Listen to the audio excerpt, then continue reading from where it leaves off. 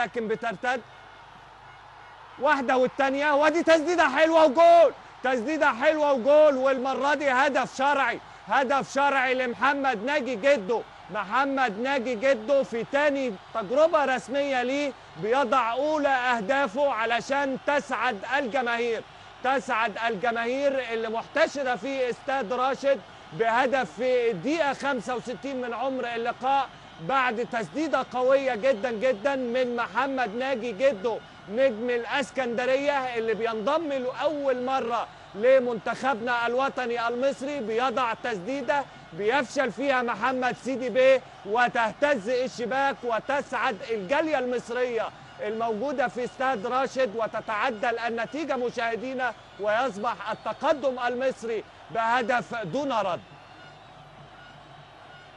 هدف حلو يدي اطمئنان ويدي معنويات كلنا في أشد الاحتياج ليها، وإحنا والمعلم حسن شحاتة، وفرحة كبيرة هو وأحمد سليمان والكابتن شوقي غريب لهدف التقدم عن طريق جده اللي ظهر وبرع في آخر 6 أسابيع من بطولة الدوري الممتاز.